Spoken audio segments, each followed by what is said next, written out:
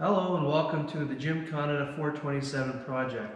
What we have here is the 2015 released Chevrolet Performance 427 Anniversary Edition. This one specifically being number 406 of 427 made.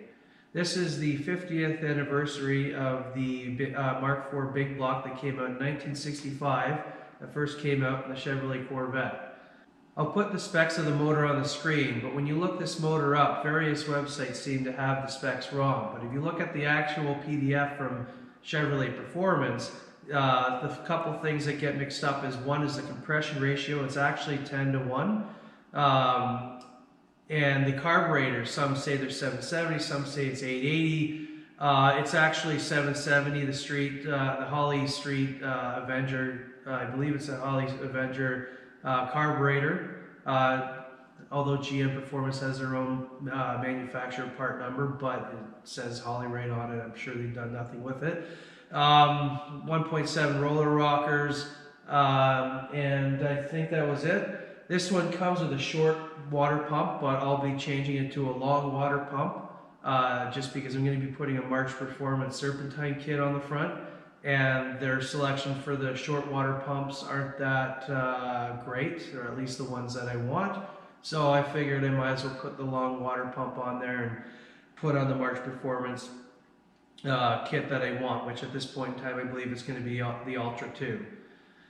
What we're going to put it in is my 1979 Corvette. Originally came with the L82 smog motor, as most of you know, and the 4-speed Munchie M21.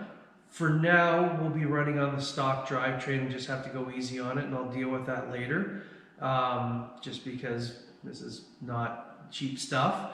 But the L82 is going to be coming out, obviously. The L82 being rated for 225 horsepower for the factory, and I think it was around 280 torque. But either way, it was not spectacular by any means. When you took out the cats, which this one did, and put on headers and stuff, it did open it up a little bit, but realistically you need to touch the heads and cam to get the compression up and a little bit more of a cam profile in there. With the motor you can see well over 300 with not too much work, but I stumbled onto this guy, so that's no longer going to happen, and the new guy can deal with that. So this Anniversary 427, it's an all aluminum cast block, aluminum head performance motor from Chevrolet Performance. The history behind it is the 1969 Camaro Z01 came out back in the day with not only Chevrolet's first all-aluminum block and head motor, but their most powerful V8 they've ever released to the public as well. Back in the day, they rated for 430 horsepower, 450 foot-pounds of torque, but that was well underrated, and most of them were, I don't remember the exact numbers, but they easily made over 500. And so they kind of kept to that tradition with this new motor and rated for the same power rating, although it's definitely going to make well over 500 once again. And also that they used the original tooling that they made the big block back in the day with, and this was their last hurrah before retiring the equipment, or at least the story goes. So along with this motor, I've also decided to go with Doug's headers side exhaust, which I think fits the Corvette perfectly and should sound pretty nice with STS baffles. Some guy actually had a clever idea.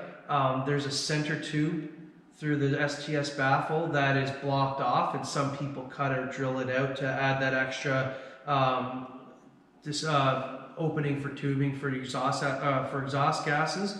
But it obviously will, make it quite a bit louder, and sometimes you don't want that. So what he did on the back end is he welded on a threaded piece, and you can put a cap in there, so just on the fly through the tip of the exhaust, you can quieten it down and then open it up if you really want to. So I kind of figured that would be kind of a fun thing to also do with the exhaust. The fuel system, I've decided, at least for now, to leave the tank and the hard lines as is. There are 3/8 hard lines, so I've bought all sorts of AN fittings and adapters to go off the hard lines to stay to 6 AN. And I'm staying mechanical pump for now. I got Edelbrock 130 gallon per hour mechanical pump. Holley billet fuel regulator, because the 130 is not self-regulated, so it hits upwards of 10 psi. So you do have to run a separate fuel regulator, keeping it return style as well, that the factory Corvette fuel system runs on, and just a bunch of jegs fittings and stainless steel hose, and then their carb, which I want to put some of these things on today, which I'll have it on video. I also bought polyurethane motor mounts and transmission mounts, although I thought the motor mounts came as a set of 2. I was wrong, so now I have to order another one. I bought a McLeod, I think it's called that, McLeod, clutch, ceramic clutch, that's claimed to be rated for about 600 horsepower.